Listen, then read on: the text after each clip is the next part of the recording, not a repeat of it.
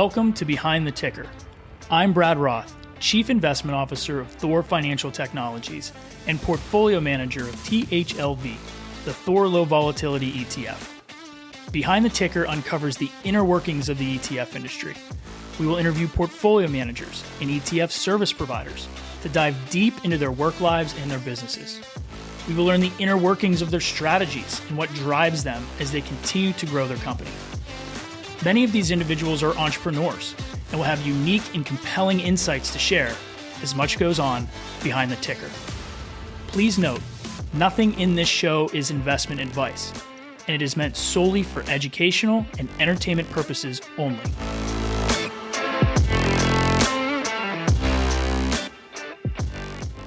Welcome to Behind the Ticker. Today we have David Schulhof. He is the CEO and founder of MUSQ, which is the first pure play music ETF. He has a very compelling background, very interesting and fun and unique background. And we talked a little bit about that. We talked a little bit about the innovations that are happening and the growth in the music space. I think you're going to find this conversation very entertaining, also very educational. I think David's done a wonderful job constructing his index. And please enjoy this episode with David Schulhof. David, welcome to the show. Thanks for having me on your show, Brad. So you have one of the more unique backgrounds, I would say, prior to starting an ETF. Can you tell us about your background and what led you to, ultimately found and start MUSQ? Sure. Well, I've been in the music industry for my entire life, really. I went to Georgetown University, graduated college early, and the first job I had was working for a guy named Jimmy Iovine at Interscope Records. Jimmy later went on he was the founder of Beats with Dr. Dre, which they sold to Apple for $3 billion. But I started working for Jimmy, getting exposure to the music industry. I went back to law school, got my law degree, and then I was recruited by Disney to go work at Miramax and Dimension Films. And I was the music attorney there for 7 years, also overseeing all of the music for the studio. And during that time, I developed relationships with songwriters, publishers, labels, concert promoters, everybody sort of in the whole music industry. And I went on to start my first company called Evergreen, which was a private equity-backed company. I was backed by Lehman Brothers. I'd raised $100 million in financing to go and roll up music companies, roll up music publishing companies, merch companies, recorded music companies. And we bought everything from Bill Monroe to Death Row. We acquired everything in bluegrass, hip hop, rock, a lot of jazz catalogs, and consolidated that portfolio and sold that to KKR. That company became BMG Rights Management. And after that, I went on to become the president of two other music companies, including my last company, which was a company called LiveOne, a public company which owned Slacker Radio and PodcastOne. And over that time during my career, I also was the sponsor and board member on two SPACs. So I raised two SPAC vehicles to go and acquire companies. So I've been running sort of public and private music companies for, the better part of 25 years. And I guess around this time last year, I was leaving. I'd spent 4 years at LiveOne, and I was thinking about what to do next. And I said to myself, I can't really go back into publishing because everybody's doing publishing. Yeah, every private equity firm is paying, 25 times for Springsteen, for Bob Dylan, for Neil Young, for Tom Petty. I wanted to create something different. I wanted to sort of blend my skills as an investor and as a experienced operator in music companies. And I decided to create an exchange traded product. And what I realized was over my career, Brad, that it was really hard as an investor to get exposure to music. You had to be an LP at a lot of these private equity firms that I mentioned. And you had to show net worth of whatever it was, $1 million or $5 million. And so over the last 10 years, you've also seen an explosion of music companies become available. You have, everything from streaming to content to live music to ticketing to satellite and to radio. So I wanted to design and create something as an investment product for the masses. So that's sort of my background and where I got to today. Yeah, well, I would say that there's probably not too many people on planet Earth, given that experience, that have more knowledge or deep knowledge of the music industry than yourself. So I'm actually excited to talk about some of the things that are going on in the music industry. And, just as hearing that, I got to ask, who's got to be the most famous musician or artist you've ever met in your long tenured career in the music industry? Well, I've had the privilege and the good fortune to meet a lot of talented artists. But I'd say probably the most impressive artist that I had time to spend time with, get to meet, talk to, was Bruce Springsteen. Yeah. Probably the most interesting, the most charismatic, the most deep-thoughted songwriter that I've ever had a privilege of talking to. That's really cool. My father-in-law will appreciate hearing that. He's a big Bruce Springsteen fan. So I ask everybody on the show, what do you like to do outside of the office? What are some of the hobbies you have, maybe outside of music and outside of, investing in companies? Right. Well, so one is naturally related. I play a lot of guitar and I do a lot of songwriting myself, purely recreationally. But I am a songwriter. I like to play harmonica, and I like to play guitar and play piano. But I'm big into sports. I love tennis. I love golf. I love snow skiing in the winter. Do a little bit of surfing. So I'm pretty active. Yeah, no, I had a feeling you were going to, just reading your bio and looking at everything you've done, I had a feeling you were going to say guitar. So, so let's talk a little bit about the music industry as a whole, because I'm fascinated after reading some of the literature you had. So what are some of the innovative things that are happening in the music industry today that investors need to be aware of? Yeah, well, look, streaming is driving a lot of the industry today. It's driving about 40 to 50% of the revenues. Every individual on the planet today that has a mobile phone is a potential new music user. So you think about the TAM on that, it's pretty big. Goldman Sachs just reported that the industry was going to double to 131 billion by 2030, right? And a lot of that is driven by the top streaming companies like Spotify, like Google, like Apple. So that's driving a lot of the revenue. And then content is driving a lot of the revenue. You have, a lot of big companies around the world. Big K-pop is becoming a massive force. You look at our index, I think we have maybe 10 companies, I think 7 content companies and 3 streaming companies that are in K-pop. And so just, every country in the world now, it has some music service, right? Whether it's in China, you have cloud music or Tencent Music, or Japan, or Korea, or India. So it's a global force, and streaming and content is driving a lot of that. That's about 70% of the companies on our index are about streaming and content. So the TAM is big. It's growing. Live music is growing. You saw what happened with recent tours, like from, Taylor Swift, the Eras Tour, and the Yellow Brick Road. These are massive numbers that are having huge impact on all of these live music and ticketing stocks, from Live Nation to Madison Square Garden to Sphere, all the ticketing companies like Vivid Seats, like CTS Eventum in Germany. These are all very big businesses. Kids and super fans are driving the industry today. Gen Z audiences and millennials are driving a lot of that streaming. You saw about a week ago, Warner Music Group licensed its entire music catalog to TikTok. Wow. It was a very big deal because that's where the audience is today. So it's a booming industry. It's growing, and all these companies are on MUSQ. Yeah, and it's not only is it a growing industry, it's something that's never going to go away, right? I mean, everybody's going to always love and consume music. It's just how we consume it in the avenue in which we consume it. And I want to talk about that in a little bit, but AI is a really hot topic right now. How is, if at all, at this point, do you see new innovations or disruptions to the music industry kind of by this AI boom? Is it going to affect more of, maybe the editors or even songwriting? I mean, where do you see AI fitting into the music industry? Yeah, so I see AI very complementary to the music industry. I don't view it as a threat.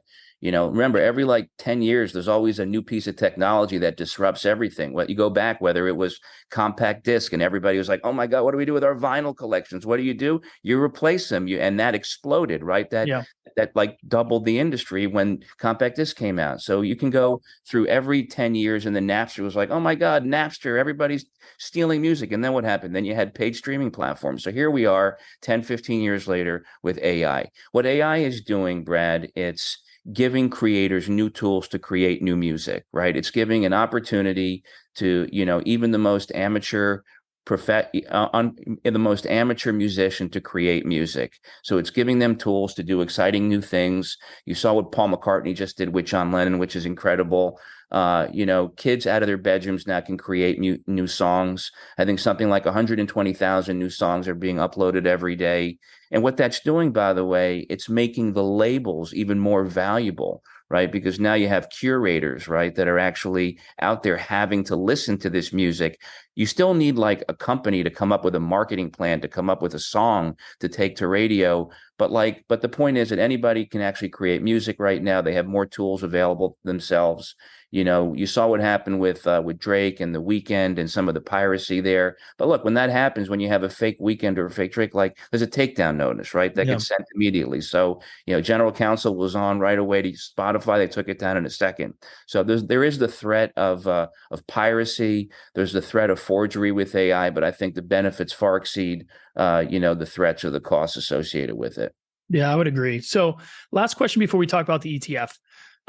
You actually just mentioned this, where we went from, vinyl to compact disc to CD to now everything is, digital. Not everything, but mostly everything is digital or streaming. How do you see, 10 to 15 years from now, us consuming this type of content, whether it's just music in general or, having the ability to maybe have immersive experiences at a live show from sitting on our couch? How do you see the regular everyday consumer 10, 15 years from now consuming this type of content? Yeah, so I see it as, everybody has a mobile phone 10 or 15 years from now. Everybody's consuming short form content, whether it's short form video, and everybody's accessing music, right? And music's incorporated into every aspect of life. You go back to, in every video, everything you see all day. You mentioned something about consumption in food and water. That's really our view. Our view is that this is a non-correlated investment, and it's as important in life as food and water. I don't think a human being can go through life without listening to music in some way. You celebrate music in good times at your weddings and your proms, and you celebrate and you use music, in unfortunate times like COVID. So 10 or 15 years from now, music is more ubiquitous than it is today. People are streaming it. People are consuming it. It's on their phone. They're accessing it all day long. And once they discover that music, they want to figure out who that artist is, right? They want to learn about that artist, right? And then they want to go see that artist perform. Right. Like they want to actually see that person. I'll never forget when my daughter saw Taylor Swift for the first time at the iHeartRadio Festival. And it was like this genie that came out of this bottle, and the look on my daughter's face, and because she'd been listening to Taylor Swift, it was like that figure came alive. Right. Yeah. That was a beautiful moment. And that's why live music is so important. So streaming content, live music, that's driving the industry. And radio, people still want passive experience. You still spend 2 to 5 hours a day in the car, whether you're commuting to work, whether you're driving to see your friend, and that's a passive time for you. Can't look at your phone, obviously you're driving, but what you can do is listen to the weather, you can listen to news, and you can discover new music. So music discovery will continue with radio. It'll continue on your phone. Streaming services will thrive. Content will strive. Live music will strive. People will continue to buy tickets.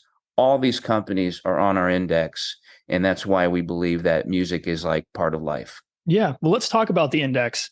You make a very compelling case about the growth and the opportunities in the music industry, specifically, going forward. So let's talk about MUSQ. What types of companies are you investing in? I know they're in the music industry. There's some companies I briefly looked at the holdings. There's some companies we know. There's some companies that I don't know. So can you talk about how you're putting that index together and what type of companies you're investing in? Sure. So the companies really fall into 5 different categories, right? Leading the category would be streaming companies, right? We have 11 companies on the index there. So those are big companies like Amazon, Apple, Google, Spotify, You have companies like Cloud Music, Tencent Music, and you have smaller companies like Click Digital, like LiveOne, right? So those are all streaming companies. That's about 35% of the portfolio on the index. Second big subcategory is content.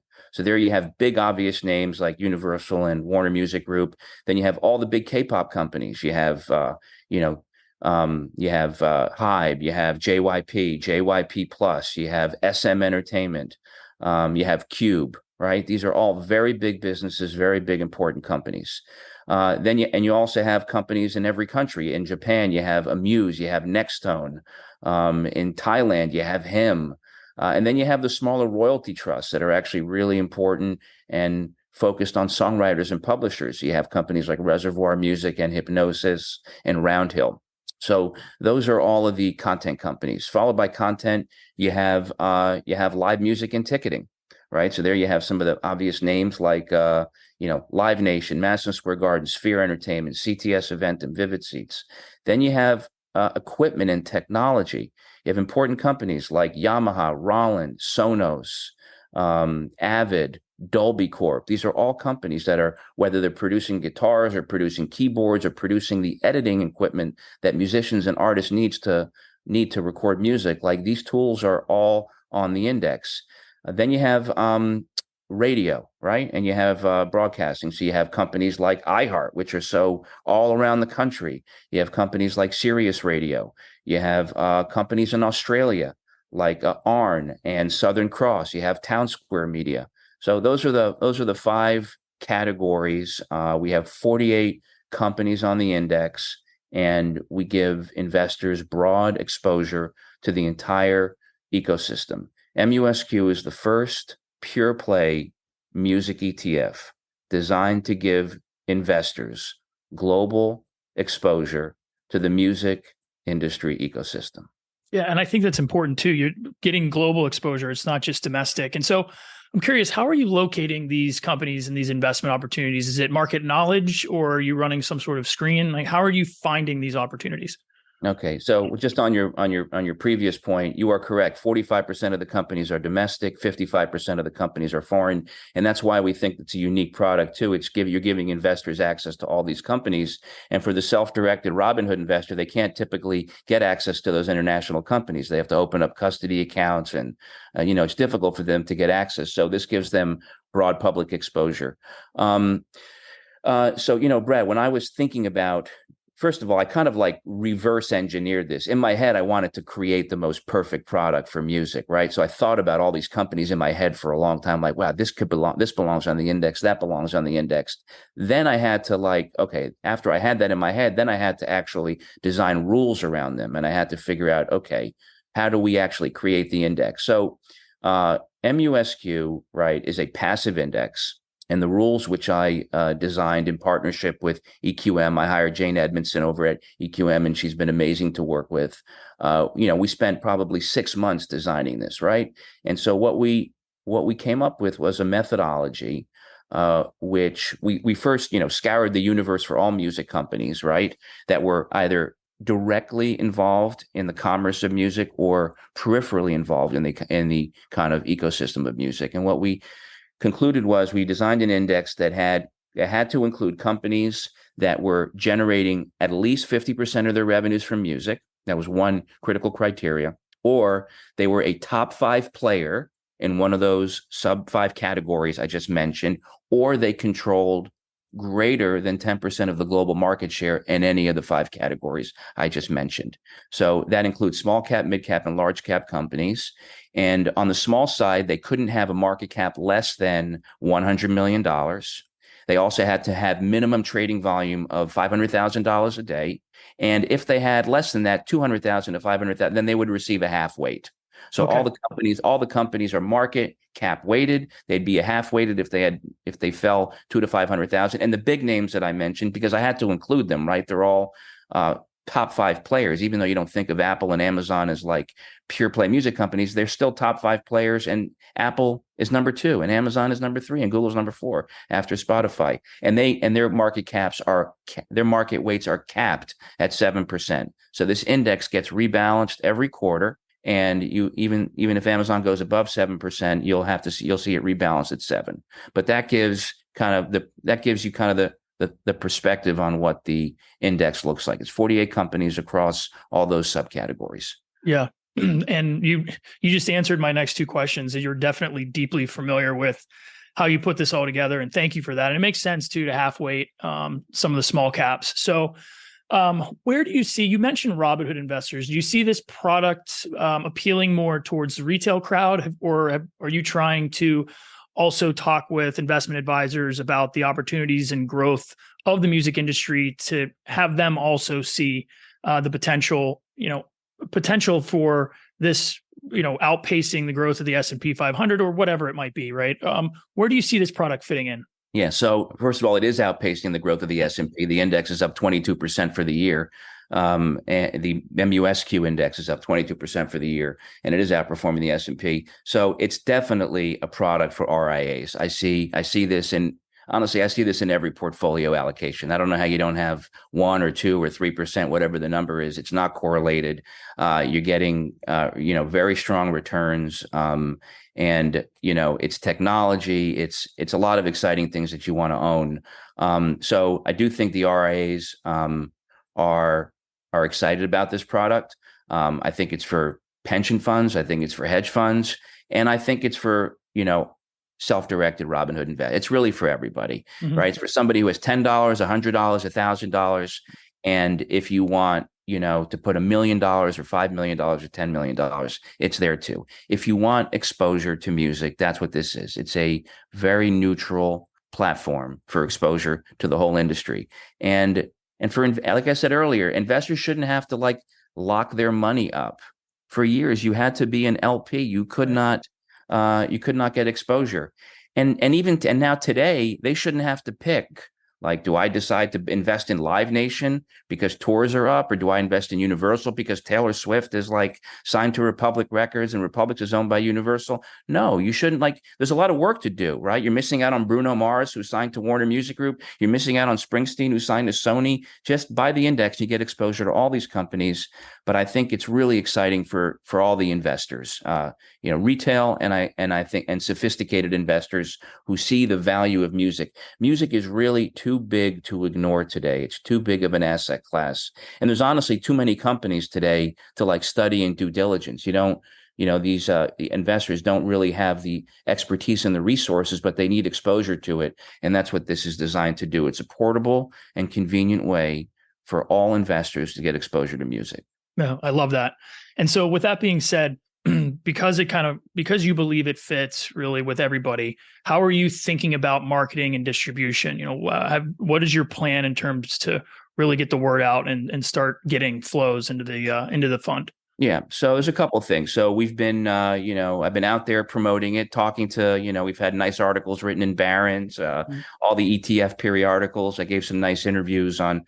I was lucky to be a guest on TD Ameritrade, and thanks for having me on your show, podcasts like yours. Yeah. So I'm out there doing a lot of advertising and promotion. You can follow me on LinkedIn, by the way. I regularly write thoughtful articles, I think, about the industry. So you can follow me, David Schulhof, on LinkedIn, where I provide all kinds of educational content, white papers that we wrote. All kinds of articles, anything going on, like YouTube raises rates last week. What does that do to the streaming stocks? Spotify raising rates. What does that do to the streaming stocks? So I talk about current events that are happening and how that dovetail back into the index. So I maintain, a strong online presence, whether it's on LinkedIn or also on Twitter. We're doing financial advisor outreach. I've got a couple of webinars coming up. I'm invited to speak at Future Proof in September.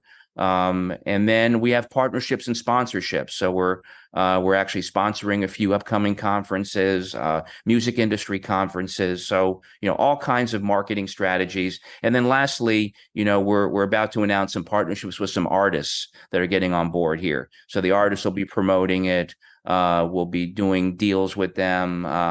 So my goal is to make And then lastly, we're also going to do an MUSQ conference where I invite all the CEOs of all the companies from all that. And if you're an investor, just like the Barron conference, you get an invitation to the Barron conference. You'll get an invitation to the MUSQ conference. There'll be artists there for you to mingle with.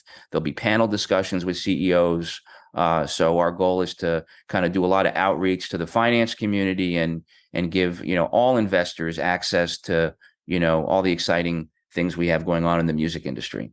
That's great. No, and you having such a niche product with such a singular focus, I think it gives you an upper hand in terms of marketing and distribution and partnerships. And so, I'm gonna be buying shares now because I want to come and mingle with some artists and hang out at your conference. And I hope to see it future proof. I believe I'm going to be out there as well, maybe only for a day or so. But it's all very exciting. And congratulations on the work. But you're a recently launched fund, and I believe I saw, and correct me if I'm wrong, are you working with Exchange Traded Concepts did you work with them to launch the actual fund itself? I did. So I designed the index, with EQM, and then I licensed it to Exchange Traded Concepts. Yeah, and they've been great. Garrett and Rich Hogan and Jay and the whole team have been amazing to work with.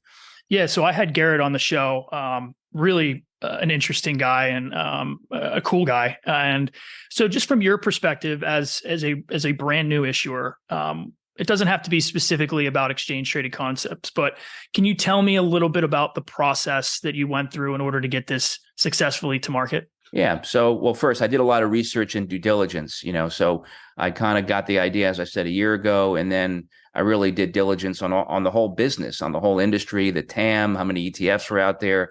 I wanted to make sure that I had a first to market pure play music ETF. So I was confident that I had that product. I designed that product, and I had to quickly get it to market, which I did.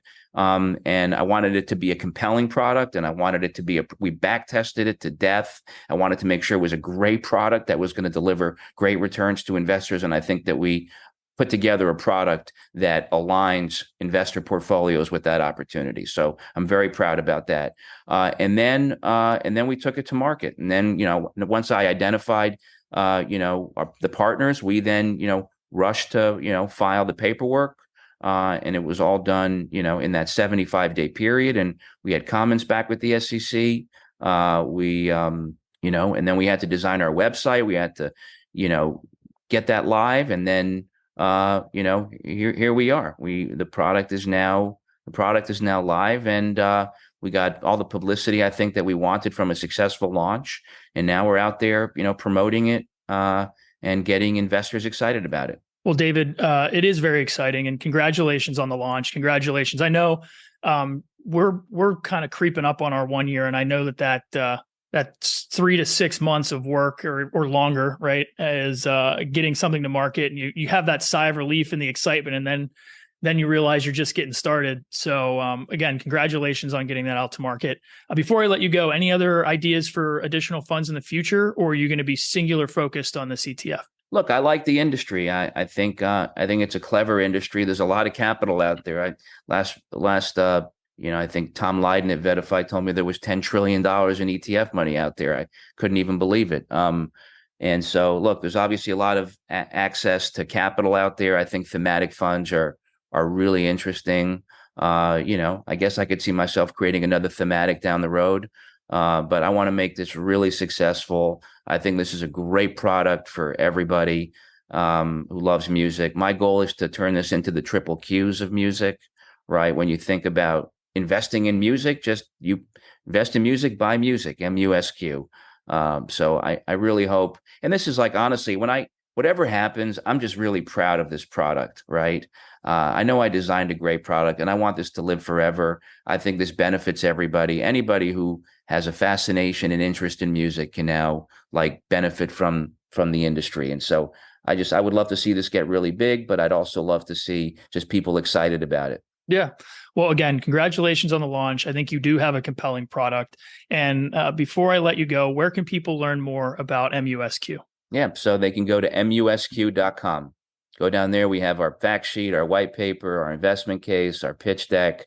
If you want to read up on the index, you can go to musqindex.com. There you can also see another white paper. We've got our methodologies there. tons of information about the industry. But MUSQ.com is where you can go to, get all the investor materials, the prospectus, and you can trade from there, and just call up your broker and ask to place a trade with MUSQ. Well, David, thank you so much for your time. I wish you the best of luck and look forward to hopefully running into you in the future.